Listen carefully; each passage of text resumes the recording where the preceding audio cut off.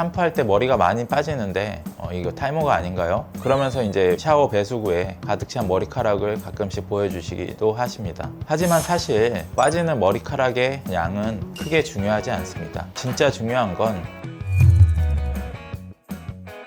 안녕하세요. 윤닥터의 모든 정보 윤종진 원장입니다. 아무리 친한 사이라도 누군가를 이제 놀릴 때 절대 언급해서는 안 되는 그런 불가침한 영역들이 있는데요. 탈모가 그중 하나입니다. 탈모는 개인의 민감한 사항으로 엄청난 스트레스를 야기하는 만큼 함부로 입에 올려서는 안 되는 그런 존재인데요. 그런데 저는 탈모를 치료하는 의사로서 수많은 환자분들께서 탈모 치료의 골든타임을 놓쳐 더 많은 시간과 돈을 소비하고 계신 걸 봐왔습니다. 그래서 오늘은 탈모 치료의 골든타임을 놓치지 않기 위한 탈모 자가 진단법을 알려드리도록 하겠습니다.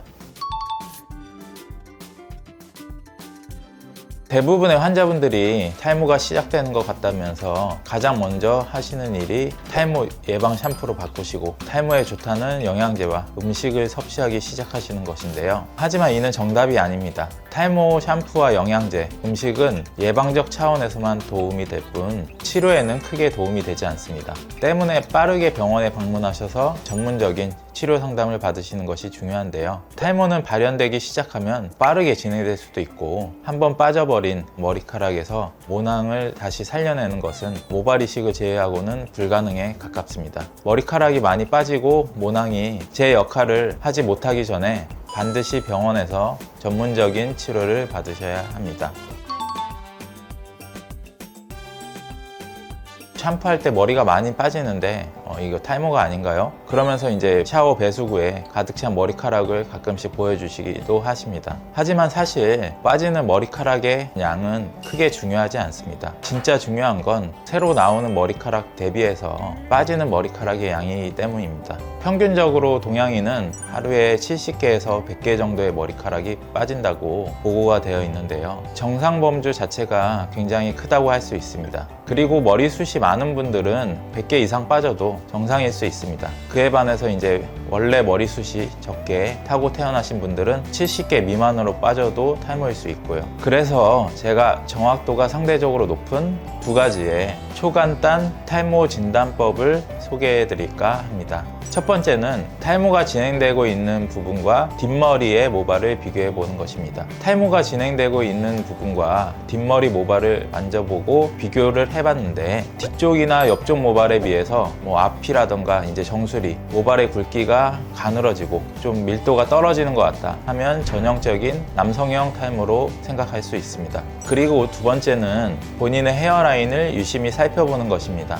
머리를 감을 때마다 헤어라인을 잘 살펴보시고 헤어라인이 점차 옅어져서 뒤로 이동한다 싶으시면 M자 탈모일 가능성이 높으니 병원에 내원하셔서 정확한 진단을 받아보시는 걸 추천드리겠습니다.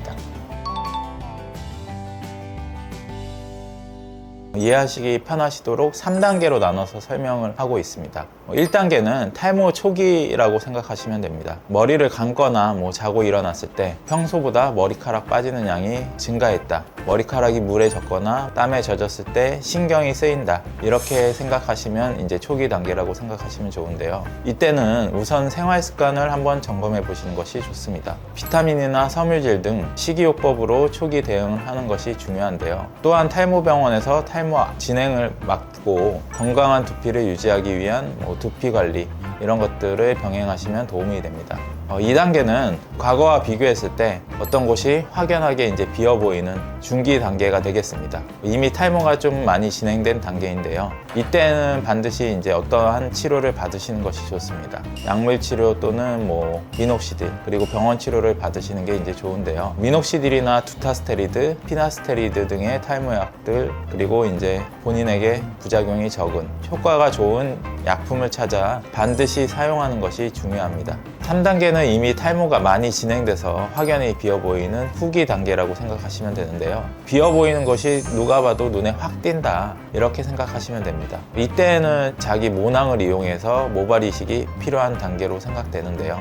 이미 사라진 제 역할을 하지 못하는 모낭은 모발 이식이 아니면 재생이 힘들 수 있기 때문에 이때는 정말 모발 이식이 유일한 해결책이라고 봐도 무방합니다. 다만 생착률 등의 효과를 높이기 위해서 모발 이식을 진행한 후에 후에도 탈모약을 꾸준히 복용하시고 병원 치료를 꾸준히 받는 등 복합적인 치료를 병행하는 것을 추천드리겠습니다. 다만 지금 설명드린 탈모 증상별 단계는 시청자분들께서 이해하기 쉽도록 대중적인 기준으로 안내한 것이므로 정확한 치료 내용과 처방 이런 것들은 반드시 탈모 치료 병원에 내원하셔서 상담 후에 결정하는 것이 바람직하다는 점 꼭 기억하고 제가 당부드리도록 하겠습니다. 그리고 개인이 탈모 단계를 구별하는 것은 현실적으로 제약이 크기 때문에 탈모가 좀 의심된다 하신다면 병원에서 정확한 상태를 진단하는 것을 추천드립니다. 원장님, 요즘에 탈모 유전자 검사 키트라고 있는데 탈모 유전자가 나오면 그냥 빨리 병원에 오는 게 좋을까요? 탈모는 다양한 요소들이 작용하는 복잡한 질환이기 때문에 유전적, 환경적 요인을 모두 다 받는다고 생각하시면 됩니다. 때문에 탈모 유전자 검사를 특별한 계기로 받았다 하신다면 그 결과를 너무 맹신하시지도 마시고 참고용 자료 정도로 생각하시면 좋습니다. 탈모 치료에 있어서는 증상이 발현되어야 그런 현상들이 나타나기 때문입니다. 또한은 이제 어떤 부위에 언제부터 탈모가 와서 어떤 식으로 진행이 되고 있는지 그런 차이에 따라서 치료법도 달라질 수 있으니 탈모 유전자의 유무보다는 탈모의 정확한 이제 발현 순간 그리고 얼마나 빠르고 어떻게 진행되고 있느냐 이런 것들을 포착하는 게 훨씬 더 중요한 요소라고 생각할 수 있겠습니다. 탈모가 없다면 추천드리지는 않습니다. 가끔 저희한테 오시는 환자분들 중에서 아직은 이제 탈모가 아닌데 부모님이나 할아버님 탈모가 있다. 그래서 이제 좀 예방 차원에서 탈모약을 미리 먹어도 되는지 이렇게 이제 질문을 하시는 분들이 계신데요. 고혈압이나 당뇨가 걸리지 않은 사람들이 혈압을 낮출 필요가 없고 당을 낮출 필요가 없듯이 질병이 걸리지 않은 상태에서는 치료를 추천드리지 않는 것과 동일한 원리라고 생각하시면 되는데요. 탈모 치료는 탈모가 이제 발현된 초기에 치료를 시작하셔도 이제 충분하고 그리고 이제 예방 차원에서 충분한 영양 섭취, 건강한 생활 습관을 유지한다면 훨씬 더 좋을 수 있기 때문입니다. 오늘은 이제 탈모 자가진단법과 단계별 치료법에 대해서 알아보았는데요. 탈모는 이제 치료 시작하는 시기에 따라서 치료 방법이 차이가 있는 만큼 시간과 금전적인 비용도 차이가 생길 수밖에 없습니다. 여러분께서는 이제 탈모의 증상이 발현됐다 생각하신다면 하루빨리 이제 병원에 내원하셔서 내 소중한 머리카락을 반드시 이제 지켜낼 수 있길 바라겠습니다. 지금까지 윤닥터의 모든 정보 윤종진 원장이었습니다. 감사합니다.